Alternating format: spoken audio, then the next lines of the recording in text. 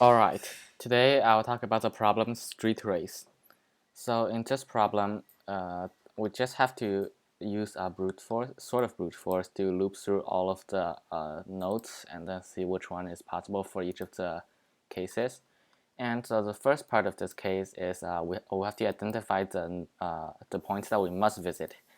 And the second answer will be extracted from this first answer, because we know that in order to have this as the split point, both if you split this as the point, then both sides have to be both well-formed cores. And so you have to guarantee that the nodes is definitely going to be visited, because if you don't have to visit this point, then you can skip that point, and then you will just be able to skip the stopping point. So the stopping point will always be one of the points that you cannot skip.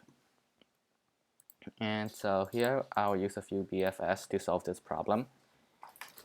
First, I will read in the input using this while loop. And here, this will be the maximum. This will be the number of the maximum point. Here in this USACO problem, you can leave this out if you want. But in the real since this is an IOI problem, in the real IOI, you have to get the maximum point, so then you can loop through all the possible points. And here I will just use an adjacency list to keep track of this, and n will increase every time we encounter a -2. So then this means that n will get big. This will be a new point, and then we'll read in the input for the new point. And also I'll keep track of this reverse adjacency list, which we'll use later for this BFS. And so here in the beginning, we'll first calculate the first answer, which is the nodes that we must visit. And this BFS1 will calculate, so if you remove this point, so basically if you set this point to visit it at first, then you won't be able to visit it later. And so if this basically means that if we cannot visit this point, can we still get to the end? And so this is basically a normal BFS. We just check if we reach the end or not. So all this does is that if this point must be visited, then if we remove this point from the graph, then we will not be able to reach the end. And so if you can reach the end, this will return true, and if you cannot reach the end, it will return 0. So if we cannot reach the end, if we remove this point, then this point will be one of our answers for the first part of the answer. And then here we'll calculate the second part of the answer using two different BFS. And so this first BFS will calculate all the nodes that can be visited before this node. So I created this to the array here to keep track. So this first part will keep track of the node from before, and this is the node current node. And if Pij is true, this means that you can visit point J from point I.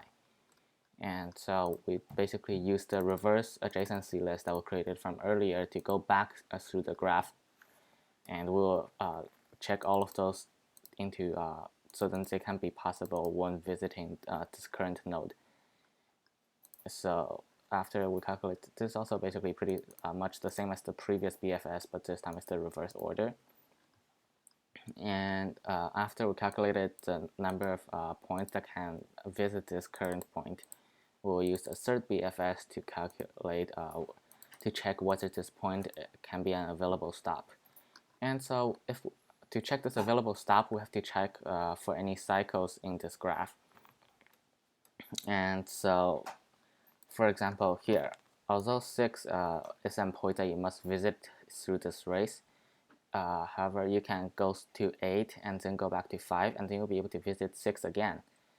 And so also, if you remove the 6 from the graph, or maybe you mean to start day 1 at 0 and end day 1 at 6, and you start day 2 at 6 and end at 9, this wouldn't work, because you can go back to the course in day 1 again through this of 8 to 5.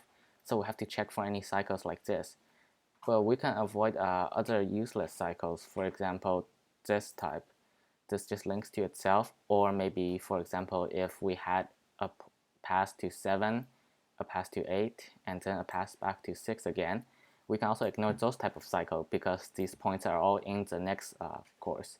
They're all in the next race course. So as long as we don't include anything from the first race course, we can always select this point as a stop point. And so this is basically the same as the first BFS, except this time we'll have to put in this to check for the cycles. And so we use the previous BFS2 to calculate all the nodes that can visit this current node. And this we'll only go through the points from our first answer, because recall that you have to visit the splitting point can only be possible when you must visit this point. And so we will check if we can visit, if this current U can visit our splitting point. If it can visit our splitting point from before, then we will use this BFS1 to check if we remove this current splitting point, can we still visit U from starting from 0. So we know that this splitting point is chosen from one of the points that must be visited. And so if we delete this point, then we know that whatever is after this point cannot be visited anymore. But if there are cycles, then we will still be able to visit them. And so this part will check if basically if U is in front of this current point.